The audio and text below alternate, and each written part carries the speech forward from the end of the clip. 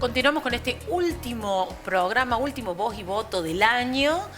Bueno, en esa condición se imponen los balances. Es interesante reflexionar, tener distintas miradas sobre cómo estamos cerrando este 2024. Vamos ahora a algo que nos importa mucho a todos, la economía, y recibimos para eso un especialista, José Simonella. ¿Cómo está, José? Bienvenido. Muchas gracias por la invitación, José, un gusto. Economista, gracias. Presidente de la federación que nuclea los colegios profesionales de ciencias económicas en el país. Bueno, y una voz de consulta permanente porque además que tenés mucho conocimiento, sos muy claro para explicar las cuestiones económicas y que todos las entendamos. Da la sensación, este cierre de año, bueno, uno escucha mucho, en especial ahora que tuviste todas las ventas navideñas y demás, que el comercio hablaba de un ánimo distinto en el consumidor, sobre todo se habla de mucha tranquilidad, ¿no? Además, a pesar de que hay una situación de restricción económica fuerte todavía, bueno, pobreza, pérdida de poder adquisitivo, hay tranquilidad, presumo yo, lo que significa que la inflación merme, ¿no? Que uno se está dando cuenta de la importancia que tiene eso, y una especie de eso combinado con expectativa positiva. Vos, como desde ese punto de vista del económico, ¿qué temperatura tiene este fin de año para vos? Bueno, la desaceleración de la economía claramente es un factor que genera optimismo en la gente y es lo que busca el gobierno desde que comenzó con la gestión. De la inflación. Buscar, claro, una desaceleración de la inflación. Sigue siendo una inflación alta, por eso a mí no me gusta hablar de inflación baja, porque digamos, tener 2 y pico % y que estemos todos contentos, habla de lo mal que hemos estado. De lo mal ¿no? que estábamos, claro. Pero, digamos, estas son inflaciones que en el mundo son para un año de muchos países. Los países de la región tienen 5 o 6% de inflación anual. Nosotros no estamos contentos con esta inflación mensual, ¿pero por qué? Bueno, porque venimos del infierno. Venimos de un 25% y así, digamos, en caída. Y por otro lado, un tema que es fundamental para el argentino, y que ustedes como periodistas lo saben bien, que es la tranquilidad del tipo de cambio. La tranquilidad del dólar. El dólar es realmente el termómetro de la preocupación o la desconfianza de la gente. Cuando el dólar está tranquilo, quiere decir que la gente no se está resguardando por lo que puede venir. Es ese optimismo que planteabas por recién. Y otro tema no menor es que si bien la gente tiene un ingreso inferior al que tenía el año pasado, a esta altura, digamos, tanto sean formales como informales, jubilados, activos, es mejor que el del último mes, que del mes anterior y que en los últimos 3 meses se ha ido generando una pequeña recomposición de los ingresos respecto de la inflación de ese mes.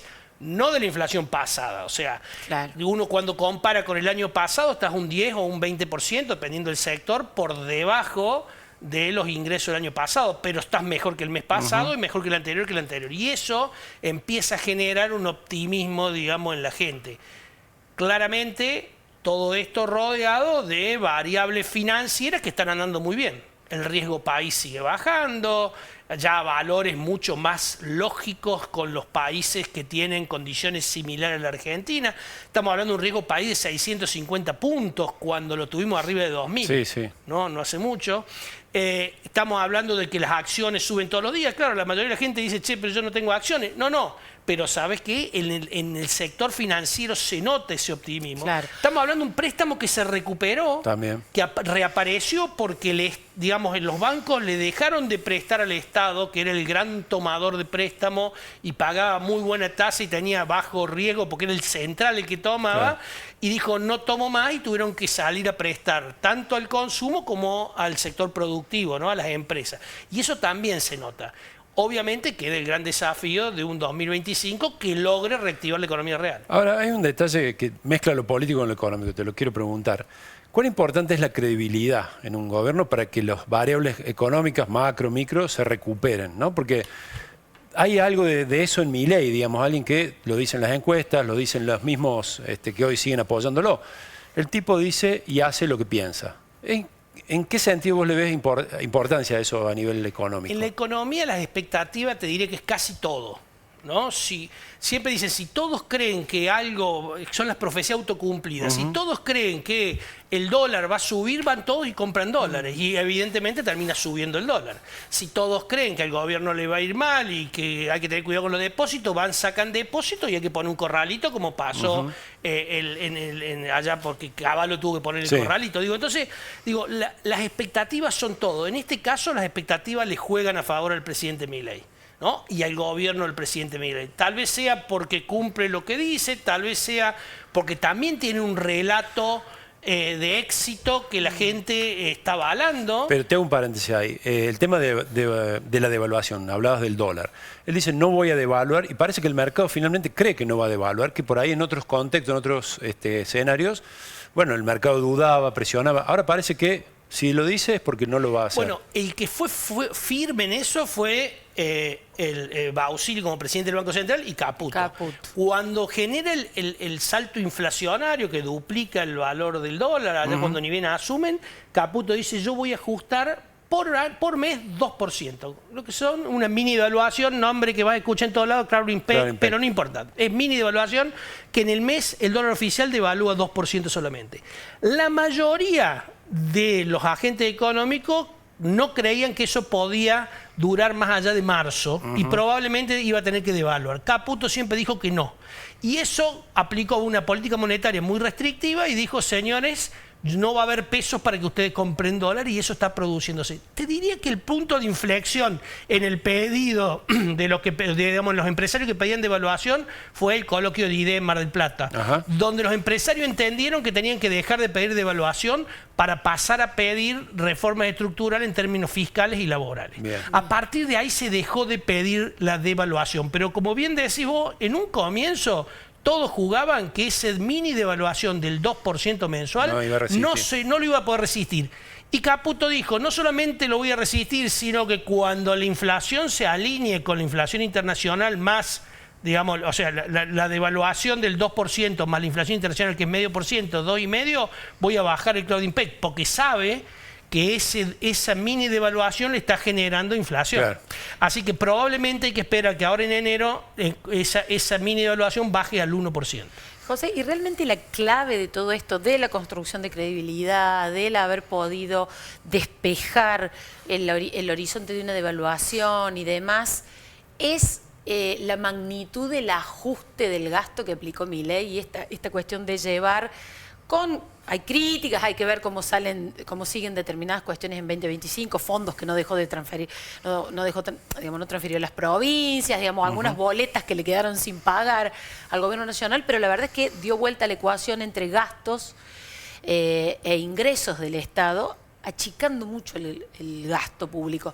¿Realmente ese es el corazón del éxito de Milei? Ese es el corazón, digamos, la ortodoxia económica, y lo que aplica en todos los países del mundo es responsabilidad fiscal, esto es no gastar más de lo que te ingresa, y por otro lado entender que la inflación es un problema básicamente monetario, con lo cual lo que hizo este gobierno fue secar la plaza, cerró todas las canillas por las cuales se emitía dinero, la más importante era el déficit fiscal. Todo lo que no se cubría con impuestos de gastos y que había que seguir gastando y que no se cubría ya con endeudamiento, se hacía con emisión. Bueno, eso generaba inflación. Esa fue la primera gran canilla que cerró, y después fue cerrando las otras canillas hasta punto tal que se dejó incluso la alternativa de intervenir en el mercado de cambio para tranquilizar el dólar bajo la excusa de cerramos la última canilla, y es la que emito para comprar dólares. Pero si esos pesos que yo emití para comprar dólares me presionan el tipo de cambio, yo puedo vender en el mercado, el gobierno puede vender en el mercado para absorber los pesos que incorporó cuando compró ese dólar oficial. Así que yo te digo, una fuerte restricción fiscal y una fuerte restricción monetaria son los responsables del éxito este. También hay que decir, te diría que el mayor responsable es la gente que aguantó el ajuste. Claro. ¿No? Que si tal vez esta nota vos me la estuvieras haciendo hace un año atrás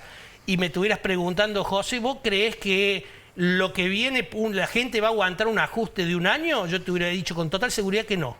Porque la experiencia, por lo menos que yo tengo en 60 años, es que la gente nunca aguantó un ajuste durante tanto tiempo. Pero parece ser que se hartó de esperar que con emisión, con mayor gasto y demás, le mejoren la calidad de vida, porque eso lo único que logró fue generar más inflación. Hay pronósticos alentadores, hablábamos también recién de un crecimiento el año que viene, entre 3 y 5% según quien lo haga, 5%, pero que sería heterogéneo, ¿no? No todos los sectores tendrían el mismo recorrido.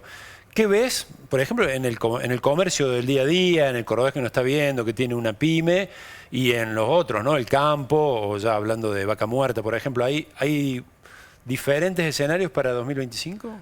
Depende del sector, sí. Yo creo que el gran desafío que tiene el gobierno en 2025 es reactivar la pyme, es reactivar la pequeña y mediana empresa, que ya han cerrado más de 10.000 empresas con este ajuste.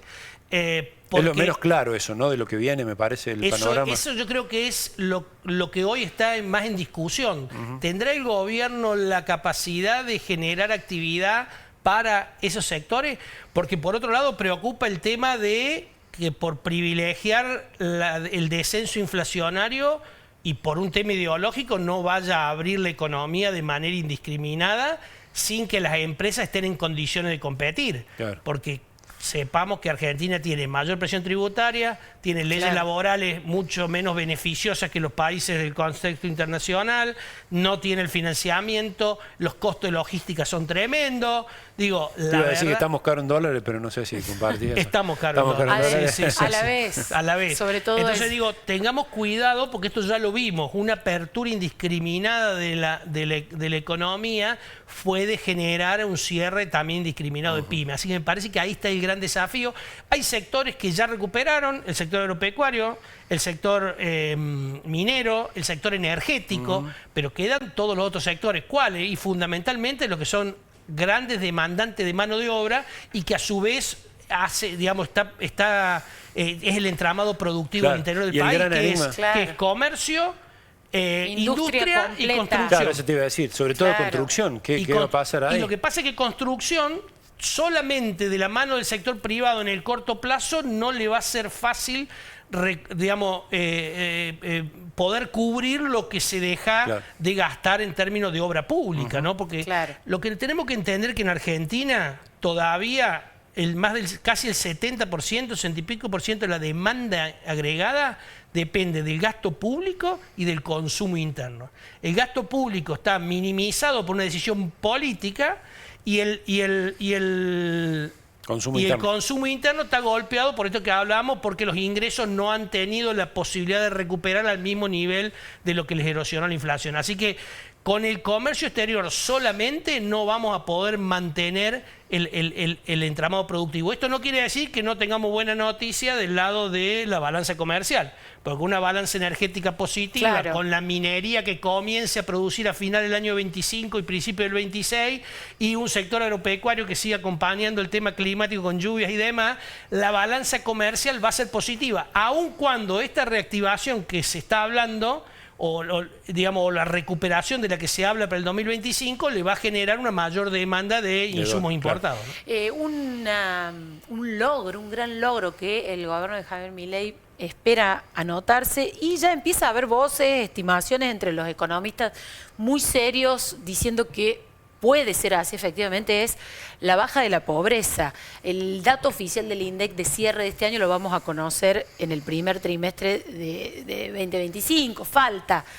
Pero ya hay muchas estimaciones muy serias que dicen que podría cerrar 2024 con menor nivel de pobreza del que recibió de Alberto Fernández. Eso sí, eso es una muy buena noticia, la verdad que nos tendremos que alegrar todos que disminuye la pobreza, y eso obedece a dos cuestiones. Por un lado, el hecho de que si bien la inflación ha ido descendiendo, los precios de los alimentos y bebidas descendió más rápido. O sea, la inflación en términos de alimentos y bebidas, el aumento de precios no fue tan importante como la inflación, con lo cual los salarios en términos de alimentos y bebidas recuperaron más. Y como la gente que menos tiene, los más pobres, todo su ingreso lo consumen en alimento y bebida, o la gran mayoría lo consumen en alimento y bebida, eso permite mejorar rápidamente los índices de pobreza que se miden por ingresos, ¿no? Vos fíjate que la canasta básica total, como la canasta, digamos, que es la que mide pobreza, va a ser inferior o no va a haber aumentado tanto como el índice de precio del consumidor, que está impactada básicamente por servicios, ¿no? Entre ellos la recuperación de tarifas. ¿Y en Córdoba cómo ves la situación? Digamos, porque siempre se habló que Córdoba tiene un micromundo aparte, tiene una presión fiscal importante. Que no se frenó la obra pública completamente acá. ¿Qué escenario ves particularmente de la provincia? Bueno, en lo que hace al sector agropecuario es muy importante la provincia y viene bien. En lo que hace al gasto público, Córdoba felizmente siempre ha tenido en los últimos años superávit fiscal y eso lo deja cómodo al gobierno para poder seguir manteniendo obras públicas y eso es una muy buena noticia para las empresas de la construcción cordobesa, pero la industria está golpeada.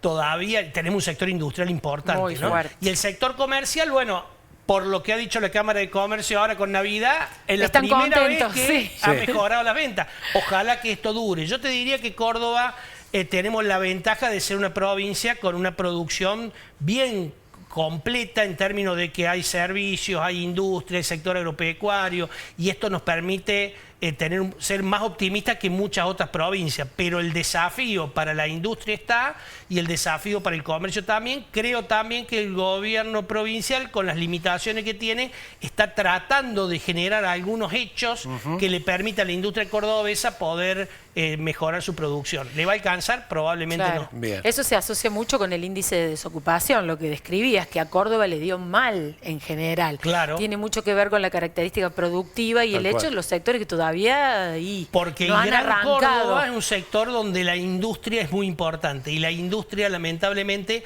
todavía sigue con niveles por debajo de los de años anteriores. Perfecto. Bien. José, muchas gracias por la visita, el testimonio sobre la economía.